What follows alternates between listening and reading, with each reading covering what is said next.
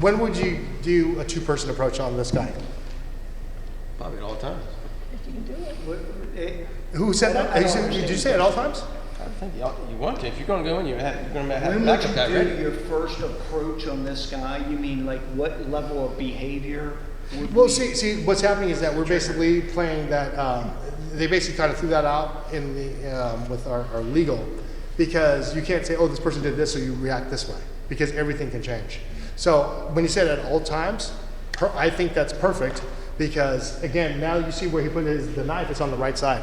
So if I'm going to go ahead and put it down, relax. Don't stab him. Oh, so now he wants to stab me. He's ready to run away over there. Okay, let's just go back right over here. Is that say that I pin him, right? Then he reaches with his other arm. How am I going to deal with that? Yeah. So this is why we want to talk about that. We have like a secondary person that's just like Overwatch, all right? Or do they come in at the same time? What do you guys think? So the trigger is when he doesn't comply to your verbal commands, is when, because you told him to stay seated. I think that would be appropriate. I mean, that's just to me, like come in with two people.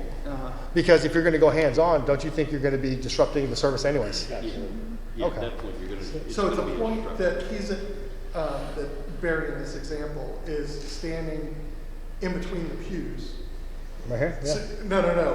Back here. Yeah. He's leaning in. He's leaning in. When you did this, He's trying to say, come here. and he said, "F you." Yeah. Okay. So I'm still. That's another clue. That's called a clue, There right? you go. That's a Just clue. escalated it right there. Take notes. It's a clue. So he's talking. I'm still seated. As soon as I see him start to move in, I would get up. And, Well, you're going to be watching what he's doing anyways. Yeah. And then when you see him give him the bird, then you're like, okay, this is my time to shine. Non-compliant. Yeah. So he's basically going to go ahead, and then you would probably make the approach at the same time. okay. That's what I would. Which means he may have to remove the people on this side. Yeah, but then it's Or the he same may come exact in thing. from the pew in front. Who knows? But it's the same exact thing, So though. if Barry is, It might be easier to come, if he's coming there, I'm in his blind spot. Yeah. I can get a visual on whatever else is going on. Then maybe it's drag him back out. Yeah, but you see, even if you drag him back here, let me show. So even if he drags me back, right? So if you drag. Well, I'll see the knife if I didn't see the knife here. But if I see a knife there, I'm gonna pin it down. Kick me in my head. Wait a second, like this. Kick me. Okay, no. But because I'm just saying, but it's like if you do grab somebody from the rear, right? So if you grab somebody from the rear, okay, I can still. Guess what? I can still do. I can still hit. Hit. You know what I mean? So that's why it's better to be right over here, frontal facing, where I can actually attach myself. Push the arm back. Yeah, and you know the thing with the pews, this is the thing with the pews, it's like bike racks. So again, this is stuff that I have experience with where we have the guys with the blades, is that, you know, we teach like, nobody, a real knife fighter's not doing this. But a bad guy that's in a bike rack that's trying to hit somebody that has a protection, they're gonna go straight in or they're gonna go overhead. The slashing stuff, that's going to be easy to block, especially if you're a protective detail, because you're basically giving your bones to get cut, and then you're going to attach, and then you're going to control it, and then basically pin it down. So the same exact thing that we're saying over here is that if you're the one with the question, like what happens if it goes bad, right? So as I'm watching, come here, push us. Let me just get you so that these guys can. Do you mind if I use you, John? Yeah. Yeah. So right over here. When you come around the other side. Yeah. So basically, we did our thing. We moved everybody out of the way. And do you think that people in the front and the rear are going to move?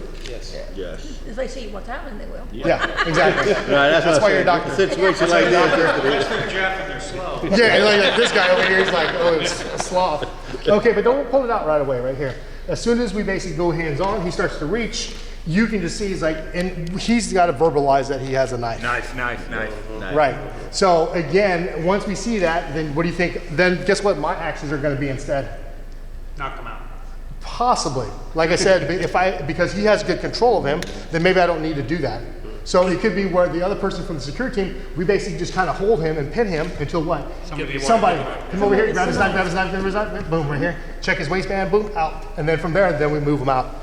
So there's a lot of ways that we can, this is all easy because it's slow, but it's going to be very fast. But this is where I'm saying that like people that criticize law enforcement, let's go ahead and see you do it.